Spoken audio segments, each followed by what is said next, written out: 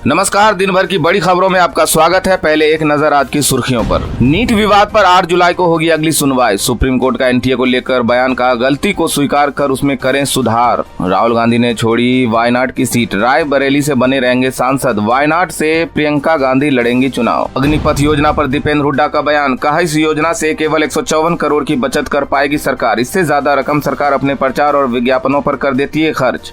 योगेंद्र यादव और सुहास पालिस्कर ने एनसीईआरटी को लिखा पत्र, अपने नामों के साथ प्रकाशित की गई पुस्तकों पर जताई आपत्ति। पुस्तकों के नए संस्करण को बाजार से वापस ले जाने की मांग, कानूनी कार्रवाई की भी दी चेतावनी। एनसीईआरटी पर जयराम रमेश का बयान, बोले पेशेवर संस्था नहीं रही अब एनसीईआरटी, संघ से संबंध होकर काम करने का लगाया आरोप। बंगाल में चुनाव के बाद हिंसा मामले पर आज सुनवाई। सीपीएफ कंपनियां 21 जून के बाद राज्य में रहेंगी या नहीं, कलकत्ता हाईकोर्ट करेगा तय।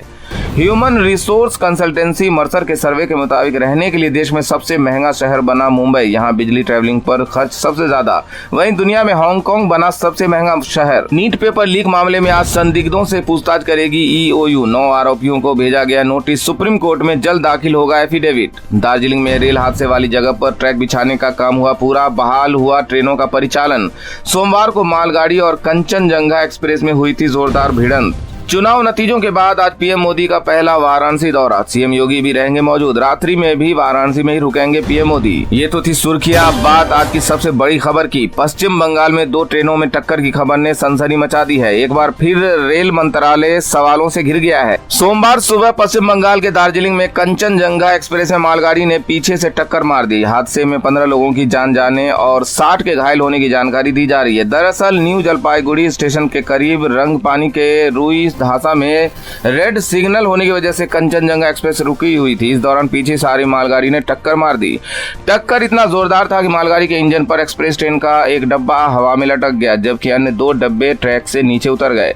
एनडीआरएफ, एसडीआरएफ समेत रेलवे और बंगाल के अधिकारियों ने रेस्क्यू ऑपरेशन का मोर्चा संभाला। मामले में बयान देते हुए रेलवे बोर्ड की अध्यक्ष व सीईओ जय वर्मा सिन्हा ने कहा कि शुरुआती जांच में घटना के पीछे मानवीय भूल प्रतीत होता। आशंका जताई जा रही कि भारी बारिश की वजह से मालगाड़ी का पायलट सिग्नल नहीं देख पाया, जिस कारण ये दुर्घटना हुई। हालांकि सरकार ने हादसे में पीड़ितों व उनके परिवार वालों के लिए मुआवजे का ऐलान किया है। हालांकि घटना को लेकर विपक्ष ने केंद्र सरकार को घेर लिया। राहुल गांधी ने मोदी सरकार पर हादसे को लेकर हमला करते हुए ट्वीट किया है कि विगत 10 वर्षों में रेल दुर्घटनाओं में हुई वृद्धि सीधा मोदी सरकार के कुप्रबंधन और उपेक्षा का नतीजा है, जिसमें आए दिन यात्रियों की जान माल का नुकसान होता है। आज की दुर्घटना इसी वास्तविकता का एक और उदाहरण है। एक जिम्मेदार विपक्ष के रूप में हम इस नजरअंदाजी पर सवाल उठाते रहेंगे और मोदी सरकार को इन दुर्घटनाओं पर जवाबदेह बनाकर रहेंगे। तो वहीं कांग्रेस अध्यक्ष मल्लिकार्जुन खड़गे ने कहा कि एक जिम्मेदार विपक्ष होने के नाते ये बताना हमारा कर्तव्य है कि कैसे मोदी सरकार ने रेल मंत्रालय को कैमरा ड्रिवन सेल्फ प्रमोशन के प्लेटफॉर्म के रूप में बदल दिया। इस बीच रेल मंत्री अश्विनी वैष्णव के इस्तीफे की मांग भी जोर पकड़ रही है। कांग्रेस समेत टीएमसी हादसे को लेकर अश्विनी वैष्णव पर हमलावर है। एक तरफ जहां रेल हादसे ने मोदी सरकार पर सवालिया निशान लगा दिया है, तो सवाल इस बात पर भी उठ रहे हैं कि आखिर राहुल गांधी किस सीट से सांसद रहेंगे और किसे इस्तीफा देंगे। इसे लेकर सोमवार को कांग्रेस की अहम बैठक हुई, जिसमें राहुल गांधी की संसदीय सीट को लेकर चर्चा की गई। तो किस सीट पर लगी मोहर, कहां से राहुल देंगे इस्तीफा, देखिए ये रिपोर्ट। राहुल गांधी इस बार 2 सीट से चुनाव लड़े और दोनों ही जीते। गांधी परिवार के गढ़ रायबरेली से राहुल ने बीजेपी के दिनेश प्रताप सिंह को 3,90,000 वोट के अंतर से हराया। तो वायनाड में उन्होंने सीपीआई की एनी राजा को 3,64,000 वोट से मात दी। लेकिन अब राहुल गांधी ने इसमें वायनाड सीट छोड़ने का फैसला किया। दरअसल कोई भी व्यक्ति एक ही सीट से सांसद नहीं रह सकता और इसका फैसला भी चुने जाने के 14 दिन के अंदर करना होता है। 4 जून को चुनाव परिणाम घोषित हुए थे। ऐसे में 18 जून तक राहुल गांधी को एक सीट से इस्तीफा देना था। ऐसे समय में सीमा पूरी होने से पहले कांग्रेस के टॉप लीडर्स के बीच में मीटिंग हुई है, जिसमें पार्टी अध्यक्ष मल्लिकार्जुन खड़गे, कांग्रेस संसदीय दल के नेता सोनिया गांधी, पार्टी महासचिव केसी वेणुगोपाल और राहुल गांधी शामिल हुए। बैठक में तय किया गया कि राहुल गांधी को वायनाड सीट से इस्तीफा दे देना चाहिए। वायनाड सीट पर राहुल 2019 में भी चुनाव जीते थे। केरल में पार्टी पहले से बेहद मजबूत है, तो उत्तर प्रदेश में अभी अपनी पुरानी हैसियत की तरफ तेजी से पहुंचती दिखाई दे रही है। ऐसे में राहुल गांधी की यूपी में बेहद ज्यादा जरूरत है। राहुल गांधी ने भी पार्टी नेतृत्व के फैसले को स्वीकार कर लिया है, वैसे इस बात की संभावना पहले से ही जताई जा रही कि राहुल गांधी रायबरेली की सीट को अपने पास रखेंगे। राहुल गांधी के रायबरेली से चुनाव लड़ने का फायदा कांग्रेस और इंडिया गठबंधन को पूरे यूपी में मिला था और इंडिया गठबंधन को यूपी में 80 में 43 सीटें जीतने में उनको कामयाबी मिली थी। फिलहाल दावा किया जा रहा है कि कांग्रेस वायनाड सीट पर प्रियंका गांधी को चुनाव लड़ा सकती है, जहां जल्द ही चुनाव होने का ऐलान भी किया जा सकता है। लोकसभा चुनाव में राहुल गांधी को जनता से मिले समर्थन ने पहले से ही बीजेपी की धड़कनें बढ़ा रखी है और अब महाराष्ट्र में चुनाव नतीजों में हेरफेर को लेकर छिड़े विवाद ने भी बीजेपी को मुश्किल में डाल दिया है। मामले में विपक्ष लगातार बीजेपी और चुनाव आयोग पर हमलावर है और अब इसे लेकर शिवसेना यूबीडी नेता आदित्य ठाकरे ने चुनाव आयोग को चेतावनी दी है। तो वहीं पार्टी सांसद संजय राउत ने भी इस सीट से विजय घोषित किए गए शिंदे गुट के सांसद रविंद्र वायकर को लेकर बड़ी मांग कर दी है। क्या है पूरा मामला, देखिए ये रिपोर्ट। महाराष्ट्र में सियासत गरमाई हुई है। चुनाव नतीजों में हेरफेर को लेकर विपक्ष का गुस्सा अब बढ़ता हुआ नजर आ रहा है और निशाने पर बीजेपी समेत चुनाव आयोग भी है। शिवसेना यूबीडी नेता आदित्य ठाकरे ने चुनाव आयोग को मामले में कोर्ट जाने की चेतावनी दे दी। आदित्य ठाकरे ने कहा कि 48 वोटों से जीत की बात हजम नहीं होती, ईवीएम में गड़बड़ी की गई है, वरना नतीजा अलग होता। उन्होंने दावा किया कि उनका प्रत्याशी अमोल कार्तिकर इस सीट से चुनाव जीत रहा था, लेकिन बेईमानी कर ली गई। आदित्य ठाकरे ने भाजपा पर वार करते हुए कहा कि अगर ईवीएम नहीं होती तो भाजपा 40 सीटें भी नहीं जीत पाती। तो चुनाव आयोग पर तंज कसते हुए कहा कि ये इलेक्शन कमीशन नहीं बल्कि इजीली कंप्रोमाइज्ड है। आदित्य ठाकरे ने चुनाव नतीजों को अदालत में चुनौती देने की बात कही है। तो वहीं पार्टी सांसद संजय राउत ने भी मामले में बड़ा बयान दिया। संजय राउत ने मांग की है कि शिवसेना शिंदे गुट के नेता रविंद्र वायकर को लोकसभा सदस्य के रूप में शपथ लेने से रोका जाना चाहिए। बता दें कि 4 जून को लोकसभा चुनाव की मतगणना के दौरान गोरेगांव के एक मतदान केंद्र पर रविंद्र वायकर के रिश्तेदार के मोबाइल फोन इस्तेमाल करने को लेकर उनके 48 वोटों से जीत पर सवाल उठाए जा रहे हैं। आरोप लगाए जा रहे हैं कि मोबाइल के जरिए ईवीएम हैक किया गया था, जिसे लेकर शिवसेना शिंदे गुट समेत बीजेपी बुरी तरह से घिरे हुए हैं। एक तरफ शिवसेना ने चुनाव आयोग को सीधी चेतावनी दे दी है, मामले में पार्टी ने अपना रुख साफ कर दिया है।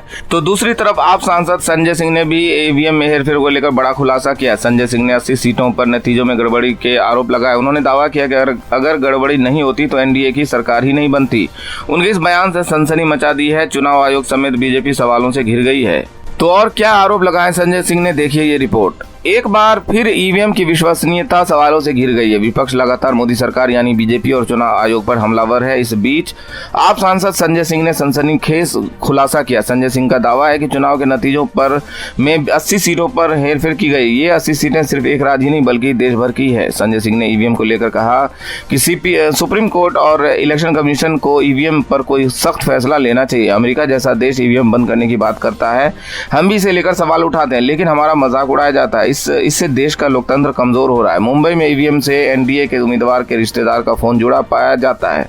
देश में 80 सीटें हैं जो संदेह के घेरे में, इसे लेकर सुप्रीम कोर्ट में भी याचिका दाखिल हुई है। संजय सिंह ने दावा किया कि अगर अब ठीक ढंग से काउंटिंग की जाएगी तो एनडीए की मौजूदा सरकार गिर जाएगी। उनके इस बयान ने सियासी पारा हाई कर दिया। बता दें कि एडवोकेट नरेंद्र मिश्रा ने काउंटिंग में गड़बड़ी को लेकर सुप्रीम कोर्ट में याचिका दाखिल की। उन्होंने दावा किया है कि यूपी में 48 लाख वोटों की हेराफेरी की गई है। जो वोट ईवीएम में डाले गए और बाद में 4 जून को गिने गए, उनमें 45 लाख वोटों का अंतर था। अचानक ये वोट कैसे बढ़ गए? उनका कहना है कि यूपी में जो गड़बड़ी हुई है वो पूरे देश में हुई है। चुनाव के नतीजों में गड़बड़ी का मामला अब गर्माता ही जा रहा है, जिसे लेकर बीजेपी मुश्किल में नजर आ रही है। संजय सिंह ने तो एनडीए सरकार के गिरने का ही दावा कर दिया है। तो वहीं वित्त मंत्री निर्मला सीतारमण के पति व अर्थशास्त्री प्रकला प्रभाकर ने भी सरकार को अस्थिर बताया। प्रभाकर ने मीडिया के साथ बातचीत में एनडीए सरकार की कमजोर कड़ियों को खोलकर रख दिया। तो क्या कुछ कहा प्रकला प्रभाकर ने, देखिए रिपोर्ट। सोमवार को देश के मशहूर अर्थशास्त्री प्रकला प्रभाकर ने मीडिया से बातचीत में कहा, लोकसभा चुनाव के परिणाम से जुड़े सवाल पर प्रकला प्रभाकर ने कहा कि चुनाव के बाद इंडिया गठबंधन बेशक पहले की तुलना में मजबूत हुआ हो, तो वहीं बीजेपी बहुत कमजोर हो गई। ये नरेंद्र मोदी 2014 या 19 वाले नरेंद्र मोदी नहीं है और इसका सबसे बड़ा कारण है बीजेपी के पास बहुमत के आंकड़े का ना होना। अब इस सरकार को मोदी सरकार नहीं बल्कि एनडीए सरकार कहना चाहिए। नरेंद्र मोदी की जो कार्यशैली है उसे देखकर नहीं लगता है कि मौजूदा सरकार ज्यादा दिन चल पाएगी, क्योंकि नरेंद्र मोदी को गठबंधन की सरकार चलाने का अनुभव नहीं है और दूसरा वो बिना किसी से परामर्श के सरकार चलाने का काम करते हैं। गठबंधन सरकार में ये नहीं चलता, इसलिए मोदी सरकार ज्यादा दिन नहीं चलेगी। प्रभाकर ने आशंका जताया कि बीजेपी अपने चिरपरिचित जोड़ तोड़ की राजनीति को इंडिया गठबंधन पर भी प्रयोग कर सकती है। बीजेपी गठबंधन को तोड़ने के लिए ईडी सीबीआई जैसी एजेंसियों का भी इस्तेमाल कर सकती है। उन्होंने आशंका जताया कि बीजेपी इस बार सरकार बचाने के लिए वो भी कर सकती है जिसके बारे में अभी तक हमने और आपने सोचा तक नहीं है, लेकिन नरेंद्र मोदी के लिए ऐसा ऐसा करना आसान भी नहीं है होने वाला। अब पीएम विपक्ष के सवालों से बच नहीं पाएंगे। प्रभाकर ने कहा कि अब चूंकि विपक्ष मजबूत हो चुका तो मणिपुर स्टॉक मार्केट नीट समेत कई मुद्दों पर सरकार को सदन में जवाब देना होगा। बातचीत में प्रकला प्रभाकर ने कांग्रेस सांसद राहुल गांधी की तारीफ करते हुए कहा कि पिछले एक दशक में कई बार असफल रहे, लेकिन हर बार दोबारा राहुल खड़े हुए और उन्होंने 2 बार अपने कदमों से पूरे देश को नापा है, जो कि वाकई काबिले तारीफ है। राहुल पहले की तुलना में एक निखरे हुए मजबूत राजनेता बनकर सामने आए। भले ही बीजेपी ने गठबंधन के सहयोगियों के सहारे एनडीए सरकार बना ली है, लेकिन सरकार की स्थिरता सवालों से घिरी हुई है। तो वहीं विपक्ष भी लगातार बीजेपी पर हमलावर है। इस बीच संसद भवन में स्वतंत्रता सेनानियों और महापुरुषों की मूर्तियों को हटाने का मामला तूल पकड़ रहा है। विपक्ष का आरोप है कि मोदी सरकार जानबूझकर मूर्तियों को शिफ्ट कर रही है, जिससे विपक्ष मूर्तियों के सामने धरना प्रदर्शन ही न कर पाए। तो क्या है पूरा मामला, देखिए ये रिपोर्ट। संसद का सत्र शुरू होने में बस कुछ ही दिन बाकी है, लेकिन इससे पहले संसद परिसर में लगी महापुरुषों और स्वतंत्रता सेनानी की मूर्ति को लेकर विवाद छिड़ गया है। दरअसल मोदी सरकार ने संसद परिसर में मौजूद इन प्रतिमाओं को उनके मूल स्थान से हटाने का काम शुरू कर दिया है, जिस पर विपक्ष ने अपना कड़ा विरोध जताया। इसी मुद्दे पर कांग्रेस अध्यक्ष मल्लिकार्जुन खड़गे ने एक्स पर ट्वीट कर अपना विरोध जताया। खड़गे ने लिखा कि संसद भवन परिसर में महात्मा गांधी और डॉक्टर बाबा साहेब अम्बेडकर समेत कई महान नेताओं की मूर्तियां को उनके प्रमुख स्थानों से हटाकर एक अलग कोने में स्थापित कर दिया गया है। बिना किसी परामर्श के मनमाने ढंग से इन मूर्तियों को हटाने हमारे लोकतंत्र की मूल भावना का उल्लंघन है। आपको बता दें कि पूरे संसद भवन में लगभग 50 ऐसी मूर्तियां मौजूद हैं। खड़गे ने आगे कहा कि प्रत्येक प्रतिमा और संसद भवन परिसर में उसका स्थान अत्यधिक मूल्यवान और महत्व रखता है। पुराने संसद भवन के ठीक उस सामने इस ध्यान मुद्रा में महात्मा गांधी की प्रतिमा भारत की लोकतांत्रिक राजनीति के लिए अत्यधिक महत्व रखती है। ये वो स्थान है जहां सदस्य अक्सर अपनी उपस्थिति से शक्ति प्राप्त करते हुए शांतिपूर्ण और लोकतांत्रिक विरोध प्रदर्शन करते थे। डॉक्टर बाबा साहब अम्बेडकर की प्रतिमा भी एक सुविधाजनक स्थान पर रखी गई थी, जो एक शक्तिशाली संदेश देती है। बाबा साहब सांसदों की पीढ़ियों को भारत के संविधान में निहित मूल्यों और सिद्धांतों को दृढ़ता से बनाए रखने के लिए प्रोत्साहित कर रहे हैं। खड़गे ने आरोप लगाया कि संबंधित हितधारकों के साथ उचित चर्चा और विचार विमर्श किए बिना ऐसे निर्णय हमारे संसद के नियमों और परंपराओं के खिलाफ है। और बुलेटिन के आखिर में बात जेडीयू सांसद के बिगड़े बोल की। जेडीयू सांसद देवेश चंद्र ठाकुर विवादों में घिर गए। देवेश बिहार के सीतामढ़ी से सांसद। इस बार की लोकसभा चुनाव में देवेश चंद्र को जीत तो मिली, लेकिन जीत का अंतर बेहद कम था, जिसे लेकर आज उन्होंने झुंझलाट में कुछ ऐसा कह दिया जिस पर सियासत गर्मा गई है। तो क्या कुछ कहा जेडीयू सांसद ने, ऐसा देखिए ये रिपोर्ट। जेडीयू सांसद देवेश चंद्र ठाकुर इस बार के लोकसभा चुनाव में कम वोट मिलने से नाराज है और उनकी ये नाराजगी झुंझलाट बनकर कुछ इस तरह से बाहर आई कि उस पर विवाद छिड़ गया है। दरअसल देवेश चंद्र ठाकुर बिहार के सीतामढ़ी से सांसद है। भले इस बार उनकी जीत हुई हो, लेकिन जीत का अंतर कम होने की वजह से वो खासे नाराज हैं और उनकी ये नाराजगी यादवों और मुसलमानों पर निकली है। सांसद का कहना है कि अब वो यादवों और मुसलमानों के लिए कोई काम नहीं करेंगे और अगर इनमें से कोई उनके पास काम लेकर आएगा तो वो उसे चाय नाश्ता करवाकर चलता कर देंगे, लेकिन उसका काम नहीं करेंगे। सांसद ने यह बात रविवार को एक सभा में कही। उनके इस बयान के बाद सियासी माहौल गर्मा गया और सांसद के इस बयान पर आरजेडी ने पलटवार करते हुए देवेश चंद्र ठाकुर की सदस्यता रद्द करने की मांग की। आरजेडी का बयान है कि ऐसे जनप्रतिनिधि की सदस्यता खत्म कर देनी चाहिए। वहीं सीतामढ़ी से ही आरजेडी के पूर्व सांसद अर्जुन राय ने कहा कि देवेश चंद्र के बयान लोकतंत्र और संविधान से परे। उन्हें समझना चाहिए कि चुनाव जीतने के बाद सभी की सेवा करने की शपथ ली जाती है। तो आज इस बुलेटिन में इतना ही। देखते रहिए आरटीवी न्यूज़ हिंदी। नमस्कार।